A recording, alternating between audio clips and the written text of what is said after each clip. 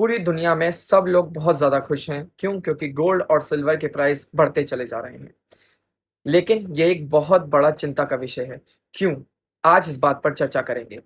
तो बात ये है कि जब भी कभी according to the micro economics gold और सिल्वर के प्राइस जब भी कभी बढ़ते चले जाते हैं, तो वो कोई एक साइन होता है एक बहुत बड़े क्राइसिस का। क्योंकि गोल्ड और सिल्वर ये महसूस कर लेते हैं कि कोई बहुत बड़ा क्राइसिस आने वाला है, मार्केट में एक बहुत बड़ा कोई लूप बन रहा है।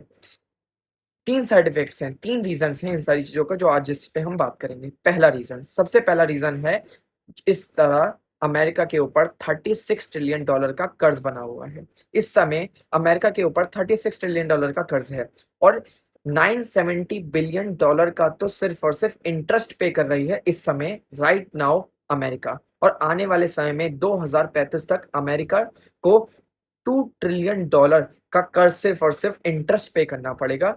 $36 ट्रिलियन का जो डेब्ट है उसकी तो बात ही अलग है। ये एक बहुत बड़ा रीज़न है जो गोल्ड और सिल्वर को महसूस हो रहा है।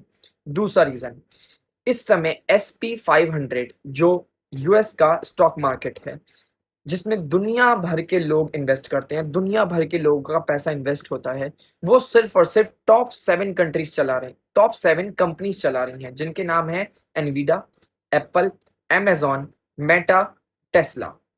ये टॉप 7 कंपनीज हैं जो इसका 35% शेयर होल्ड करते हैं। और ये सारी की सारी कंपनीज जो हैं वो सिर्फ एआई में इन्वेस्ट कर रही हैं। और ये एआई का जो बबल बन रहा है पूरे मार्केट में और मार्केट भागते चले जा रहे हैं, जिस दिन भी ये एआई का बबल फूटेगा, मार्केट में बहुत बड़ी करेक्शन आएगी, जो आपको गोल्ड और सिल्वर में दिखाई दे रहा है।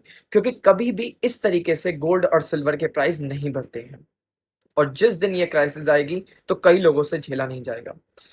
तीसरा रीजन, जिस दिन अमेरिका ने $300 मिलियन रशिया के फ्रीज करे थे, उसी दिन दुनिया भर की कंट्री समझ गई थी कि ये डॉलर जो करेंसी है, ये कोई करेंसी नहीं है, एक वेपन है। अमेरिका का एज अ न्यूक्लियर वेपन है डॉलर। क्यों? क्योंकि वो कभी भी चाहे, जब वो रशिया के $300 मिलियन फ्रीज कर सकता है, तो वो किसी भी कंट्री के डॉलर्स कभी भी फ्रीज कर सकता है। तो ये भी एक बहुत बड़ा रीजन है जो डॉलर को इम्पैक्ट कर रहा है, जो गोल्ड और सिल्वर को महसूस हो रहा है। यही एक 3 बहुत बड़े कारण हैं जो गोल्ड और सिल्वर के प्राइस इतनी बुरी तरीके से अपवर्ड की डायरेक्शन में जा रहे हैं। आपको क्या लगता है? मुझे कमेंट सेक्शन में ज़रूर शेयर करिएगा